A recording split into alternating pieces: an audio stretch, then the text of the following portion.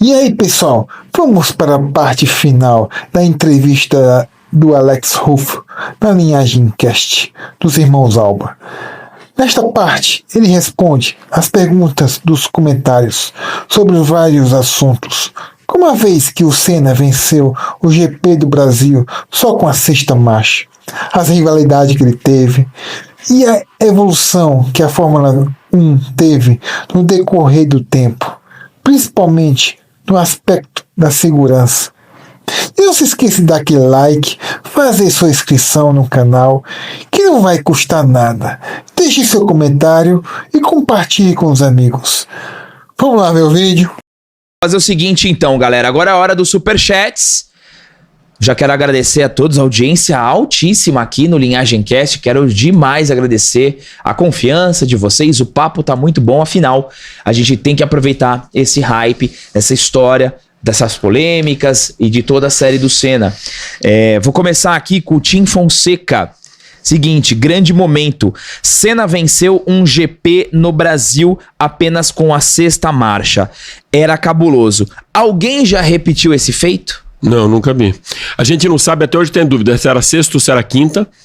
Vieram algumas teorias da conspiração. Não seria possível ele conseguir. Cara, o cara teve um espasmo muscular. A força que ele tinha que fazer era absurda para conseguir segurar um carro. Você está em alta velocidade, o volante do carro fica mais leve. Você fica mais lento, o volante fica mais pesado, isso é normal. Agora, você imagina tudo isso com um carro que não tinha a tecnologia que tem hoje, você trabalhar com uma marcha, o esforço que você tinha para segurar o carro numa curva, porque ele não podia entrar lento, porque ele não ia ter retomada.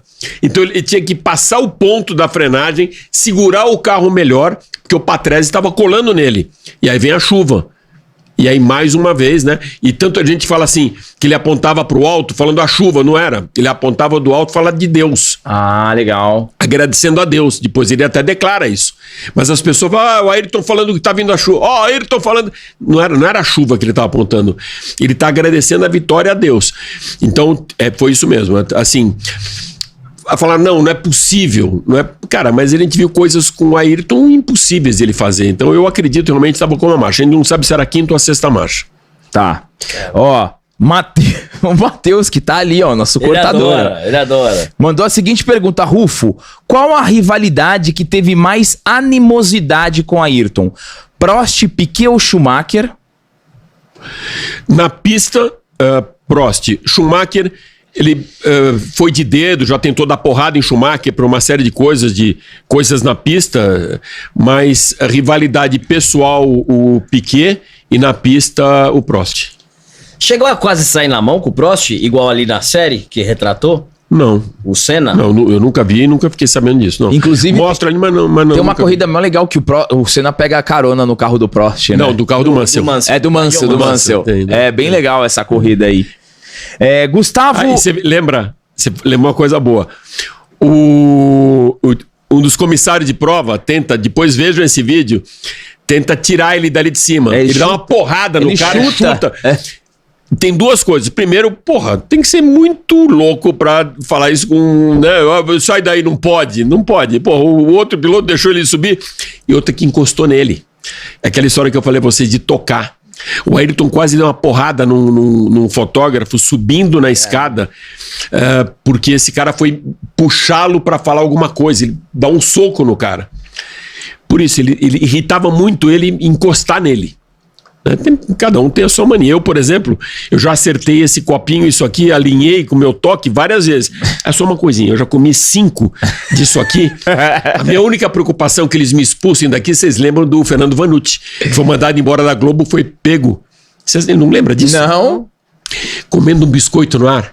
E eu descobri essa história depois. Ele não tratava bem o pessoal do corte. E Globo, Rede Globo, pegar comendo, esfarelando, os caras não avisaram ele que ia voltar pro ar. Sabe aquele 3, 2, não fizeram isso, pegaram, o cara pôs o corte em cima dele comendo. Então, eu não vou ser mandado embora se eu for pego comendo um dadinho aqui. Jamais, não. jamais. Posso comer o dadinho enquanto Você pode levar até pra casa. Eu tenho a coleção, olha, já foram 5, eu vou colecionando ele, já foram 5, mas meu número de sorte é 7. Ótimo, você pode levar pra casa, você pode levar 7 pra casa. Tá bom. Ó, o Gustavo Barreto manda o seguinte: eu queria saber do Rufo se ele tem informações sobre a aproximação do Senna com a Williams.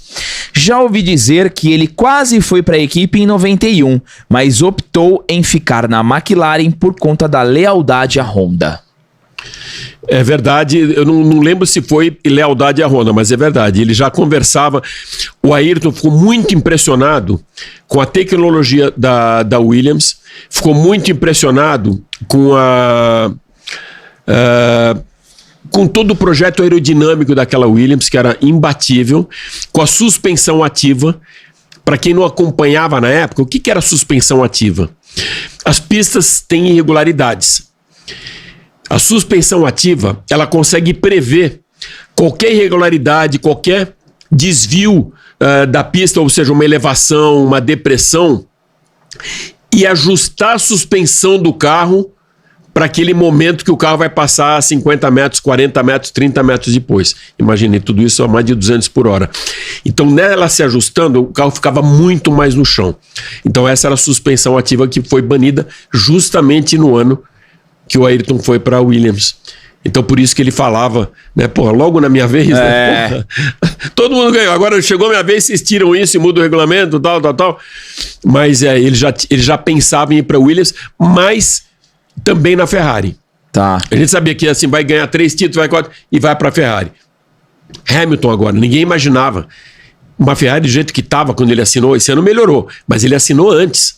No começo do ano, antes de Leclerc começar a vencer prova, Sainz, a Ferrari andar bem, o Hamilton já foi. Por quê? Esses caras querem sentar um dia na Ferrari. Para mim, o maior exemplo é o Gilles Villeneuve. Ele foi piloto de Ferrari, até hoje é ovacionado por ter sido piloto da Ferrari, é um deus no Olimpo e nunca venceu um campeonato, nunca venceu um mundial de Fórmula 1, mas foi um piloto da Ferrari. Esses caras, eles têm uma roupagem diferente. Ele vira meio num ponto diferente quando ele é piloto da Ferrari. Ô Rufa, tem até uma curiosidade pra te perguntar que não tá aqui no Superchat. Eu já vou continuar lendo, galera. Inclusive, já mais uma vez agradecer demais várias perguntas aqui. Essa é uma curiosidade minha que surgiu assistindo a série, porque quando o Senna tava pilotando a McLaren, o câmbio era aqui. Sim. Quando ele vai pra Williams, ele vem na borboleta. Quando foi que entrou? A Williams sempre foi na borboleta ou quando que mudou? Porque de repente, porque depois todos os carros vieram pra cá no pedal shift, né? Não, a primeira equipe a testar o pedal shift, e foi um erro absurdo, foi a Ferrari em 1989, que tinha Mansell e Berger na pista. O Berger tinha acabado de sofrer um acidente e tinha queimado uma parte da mão. Acho que foi em Imola mesmo. Tinha acabado de queimar e ficou fora da prova, e a Ferrari colocou um carro só na pista. E deram para um cara totalmente bruto no volante, o Mansell, para estrear esse câmbio automático com pedal shift. O lugar onde tem mais troca de marcha. Claro que não funcionou, claro que foi uma merda. Na Williams? Não, Ferrari. Na Ferrari em 89. Tá. Então, a primeira vez que eu vi na pista o pedal shift foi ali. Mas depois de 94, mas eu acho que dessa nova fase, nova era, foi a Williams mesmo. Que começou a usar o pedal shift. Qual a vantagem do pedal shift? Primeiro, você tem tudo aqui na mão, você não tira a mão do volante. Segundo, que não era só o pedal shift. Era a maneira, o câmbio foi totalmente reconstruído, o powertrain do carro foi totalmente construído, e já com uma centralina eletrônica para não deixar errar a marcha. Porque antes, muito piloto estourava um motor. Você não vê mais motor estourando na Fórmula 1. Apareceu as cores, né? Acabou. Não tem mais errar a marcha, tem telemetria. O piloto, ele não explode mais um motor, que era muito ruim para montador ou para fábrica. Você vê um motor Mercedes explodindo, aquilo pro brand, a Honda explodindo, você associa diretamente com um carro de rua. Por isso que os caras estão lá, para mostrar que é uma tecnologia exportada. Agora, esse carro tá explodindo muito, fica aquela imagem, o Honda não é bom, Mercedes não é bom e tal. não explode mais carro, não quebra mais carro, não tem mais quebra de carro. Né? Então, mudou muito, mas a evolução foi realmente passo a passo, e o primeiro grande... Isso eu perguntei uma vez para Ayrton. Cara, os caras falam, pô, os caras são muito burros, né?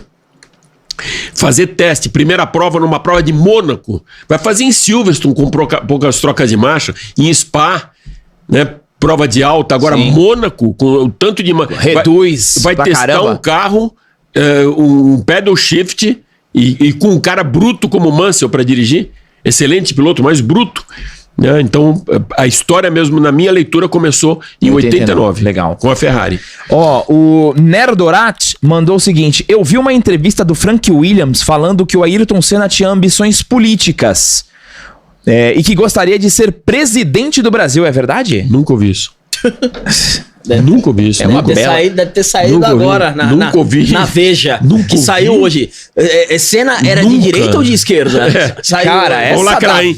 Vamos lacrar, cuidado. Essa da Veja é sacanagem, mas vamos lá. Pra clique, né? O Long Plays BR viu o vídeo de vocês hoje mais cedo. Numa parte, onde vocês falam que cortam de 92 e 93 porque o Senna estava em declínio.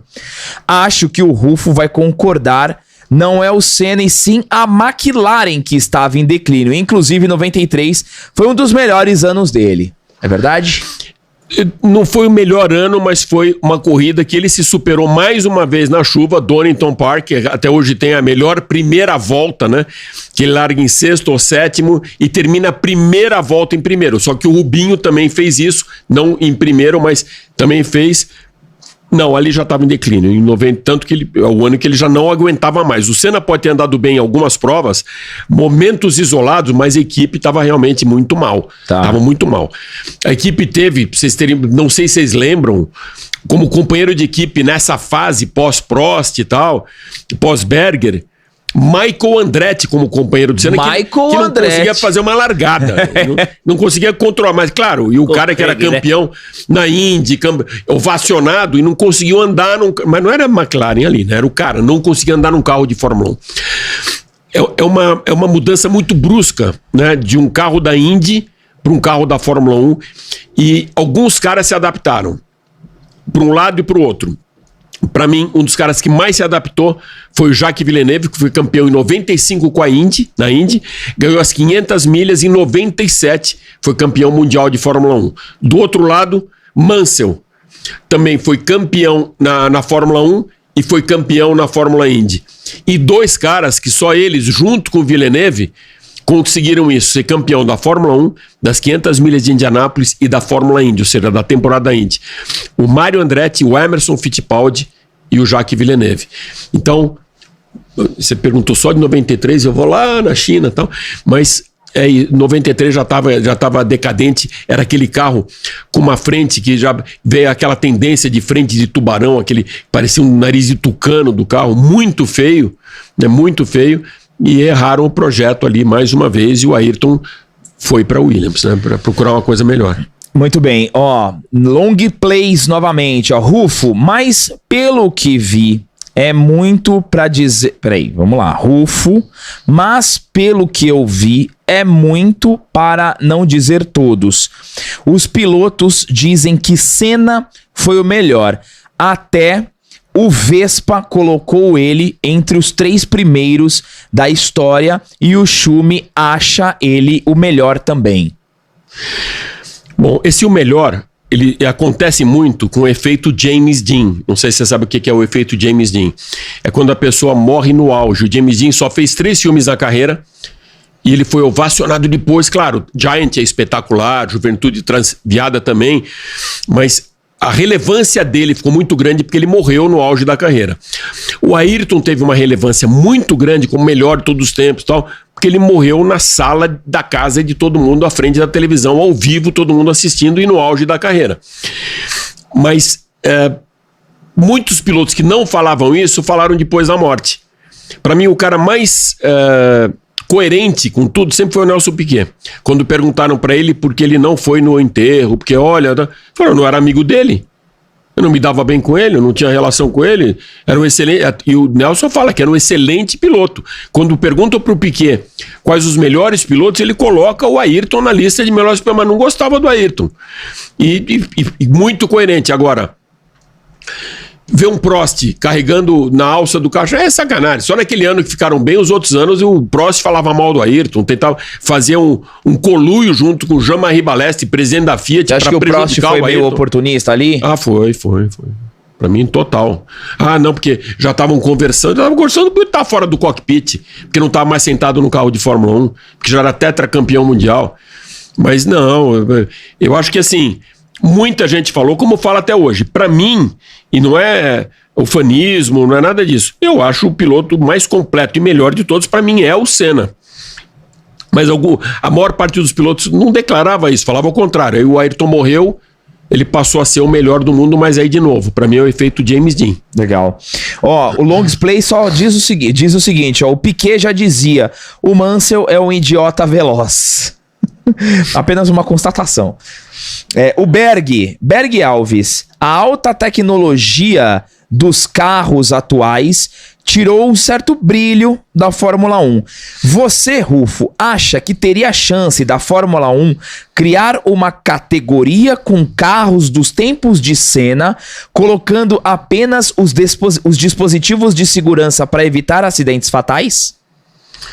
Então, mas aí já não seria o carro da época do Senna. Uma vez eu fiz uma pergunta pro Emerson Fittipaldi, de duas coisas que chegam nesse ponto aí, Gabriel.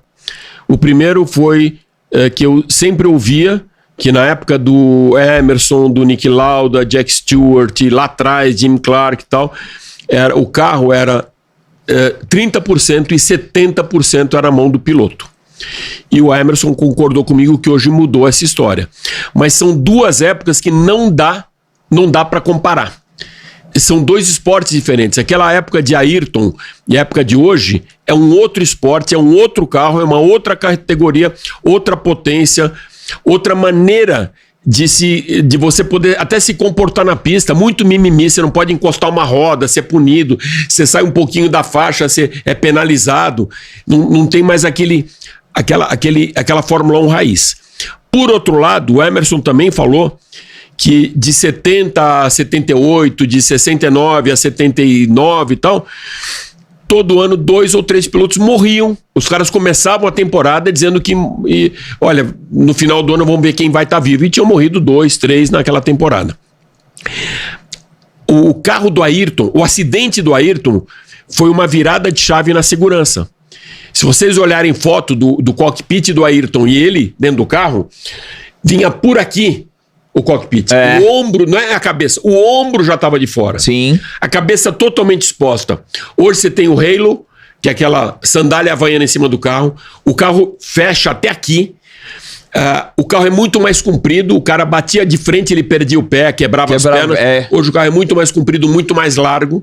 Inclusive tem pistas que não estão preparadas, mas pela tradição continuam do tamanho que o carro está hoje. Mônaco é uma delas. Né? Então, porque antigamente os caras passavam em Mônaco, hoje não passa mais. Porra, era outro carro. Então é muito difícil comparar épocas. De qualquer maneira, eu digo o seguinte: a Fórmula 1 hoje, ela está muito tecnológica e tirou o carro da mão do piloto. Peraí, então o Verstappen... Não. Existem os gênios ainda. Você tem um carro extremamente tecnológico e tem um cara que sabe fazer daquilo, tirar o seu máximo. Esse cara, quando falou o Mansell é um idiota, o Mansell sempre foi um excelente piloto. Mas ele tenta... É um idiota. Mas é assim, o Nelson, porra, eu escutei coisas dele espetaculares. As entrevistas dele são maravilhosas. A gente adoraria trazer. Maravilhoso. O Mansell tentava andar mais que o carro. O bom piloto é aquele que consegue tirar o máximo do carro, não andar mais que o carro. Andar mais que o carro quer dizer, você não vai, o carro vai rodar, o carro vai bater. O bom piloto não é o cara que anda mais, esse cara anda mais que o carro. Não anda mais que o carro. Ele consegue tirar o máximo do carro.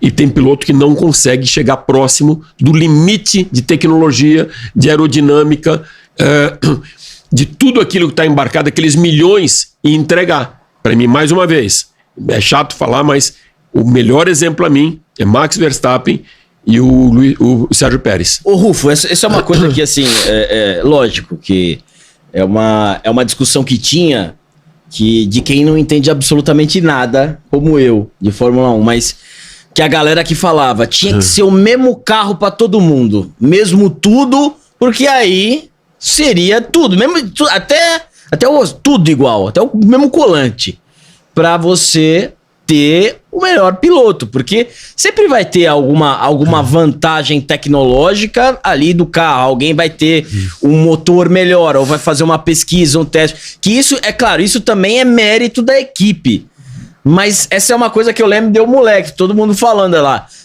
tinha que ser o mesmo carro aí pra todo mundo, coloca o mesmo Fusca aí pra todo mundo, é aí que a gente vai saber quem é o bom. Não ia funcionar, algumas categorias fizeram isso, tem algumas categorias que são os carros idênticos, por exemplo, a gente tem uma categoria no Brasil que é isso, que é a Stock Car. A Stock Car, o motor é igual pra todo mundo, tem uma época que até era sorteado, não acompanho, não sei se ainda é assim, o chassi é igual, e embora seja uma boa competição, tal, é um grande projeto de marketing que cada marca que está presente, já teve Volkswagen, já teve Mitsubishi, Peugeot, coloca a bolha do carro ali em cima, mas os carros são exatamente iguais. O que muda ali? É o mecânico. Antigamente tinha um cara chamado Meinha, o outro não sei o quê, o Meinha da dono de equipe hoje, que acertavam o motor. Foi proibido, não pode mais acertar o motor. Então só pode acertar a suspensão.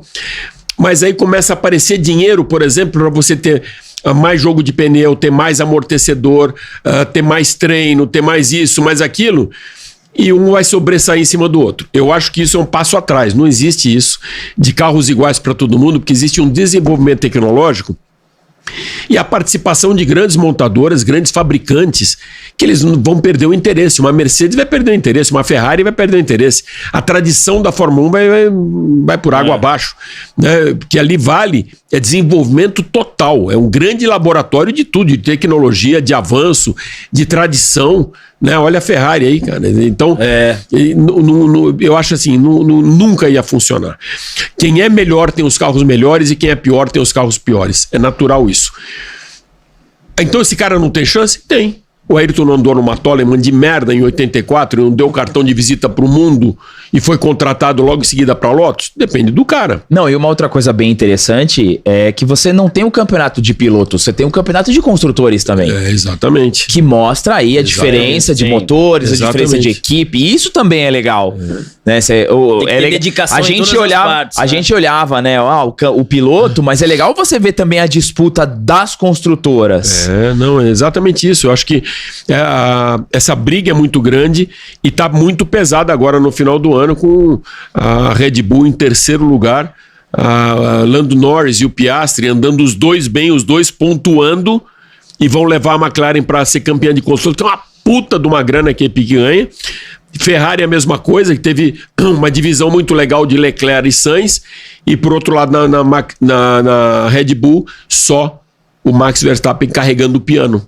Sim. Então, embora ele seja campeão antecipado, a equipe não tá, porque o Sérgio Pérez não tá entregando e os outros dois companheiros de equipe dos outros dois pilotos estão entregando. Então, é muito importante para muitas equipes, é muito mais importante pro lado financeiro, para os patrocinadores, o campeonato de construtores. Não vou falar de percepção, o campeão mundial foi tal. Mas para a equipe, para desenvolvimento da equipe, é muito importante ser campeão de construtor e é muito usado também. A Mercedes campeã mundial de construtores. Né? É diferente de um Hamilton ser campeão mundial do campeonato de pilotos. E aí, o que vocês acham? A evolução tecnológica na Fórmula 1 prejudicou a modalidade ou só fez ela ficar mais segura e mais rápida? Veja o caso do Senna no GP do Brasil, que ele ganhou só com uma marcha. Hoje em dia isso não ia acontecer por causa da tecnologia. Deixe sua opinião nos comentários e aproveite, se inscrevam no canal para ver mais vídeos de podcasts com assuntos legais. E aproveitem e dê um like no vídeo e compartilhe com outras pessoas para continuarmos trazendo mais vídeos como esse. Vou deixar o link da entrevista e de outros vídeos do assunto no meu canal. Valeu!